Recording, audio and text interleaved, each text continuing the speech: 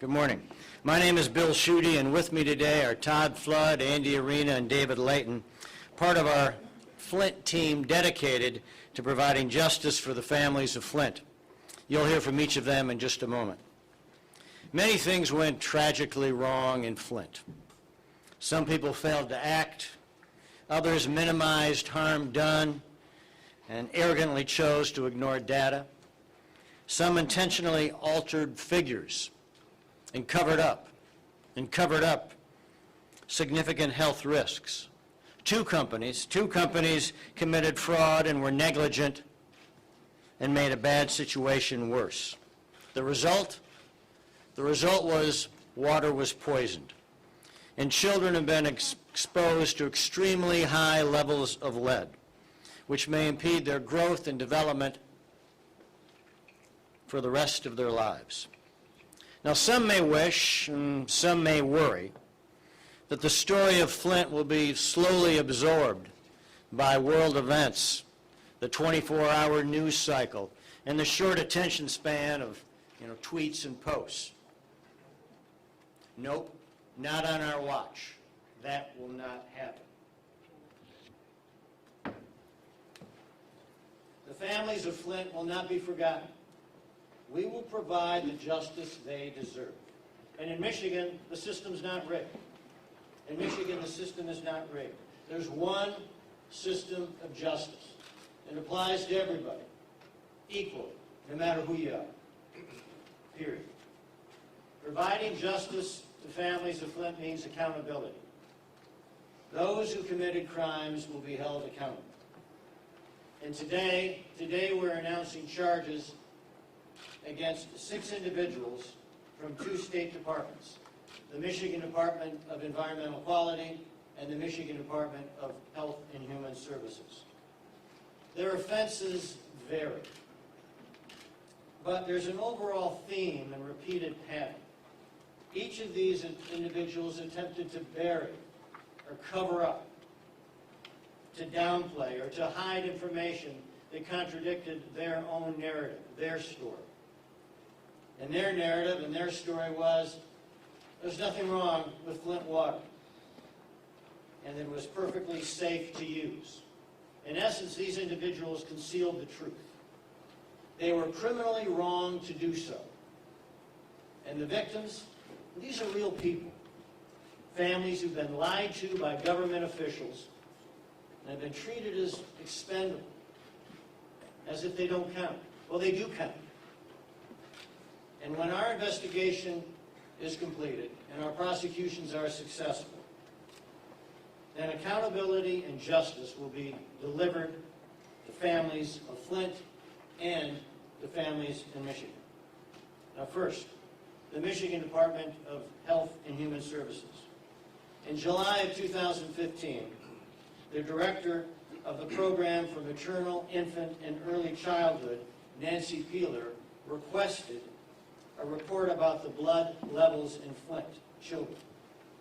But instead of releasing the report that indicated a significant problem, she buried it and produced a bogus report that she and Robert Scott prepared. The legitimate report went to a state epidemiologist named Corinne Miller, who instructed others not to take action when it was required. This put children of Flint in the crosshairs of drinking poison. They put the children of Flint on the back burner, ignored them, and ignored the truth about what was happening in the city of Flint. Corinne Miller has since left the Department of Health and Human Services. Nancy Peeler and Robert Scott are still employed at the department. Now, each of these 3 individuals, Peeler, Scott, and Miller, will be charged with misconduct in office, a 5-year felony, conspiracy, a 5-year felony, and willful neglect of duty, a 1-year misdemeanor. Now, the Michigan Department of Environmental Quality. Leanne Schechter-Smith supervised both Adam Rosenthal and Patrick Cook at the DEQ. Ms. Schechter-Smith served as chief of the Drinking Water and Municipal Assistance Office. She is no longer with the DEQ. Rosenthal and Cook continue to work in the drinking water section of the DEQ. Now their job was to ensure that the families of Flint had safe water to drink. They failed. They misled health officials, insisting that Flint's 100-year-old water treatment plant, filtering caustic water from the Flint River, was functioning in compliance with lead and copper rules, when the truth was far from that. Ms. Schechter-Smith ignored reports that the plant was out of compliance, lied that the water plant was certified, and deliberately misled her superiors. She'll be charged with misconduct in office, a felony, and willful neglect of duty, a misdemeanor.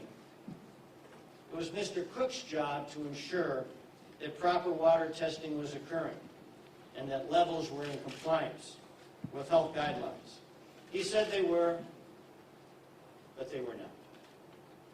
Mr. Cook will be charged with 2 felonies, misconduct in office and conspiracy, and a misdemeanor count of willful neglect of duty.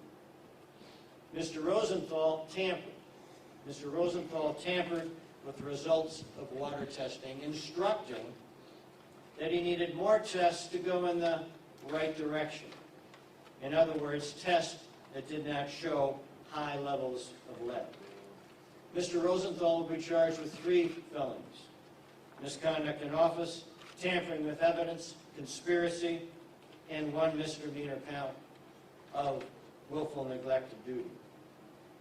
Now we've now charged 9 people with crimes, and we filed a civil suit against 2 companies that had the knowledge and the ability to stop the problem, but they failed. And as of right now, we've interviewed over 200 people. And we're not done. We're a long way from done. We're way far from done. We continue to work every day to find the truth for Flint. And we'll not rest, this team and I, until we have delivered justice for Flint.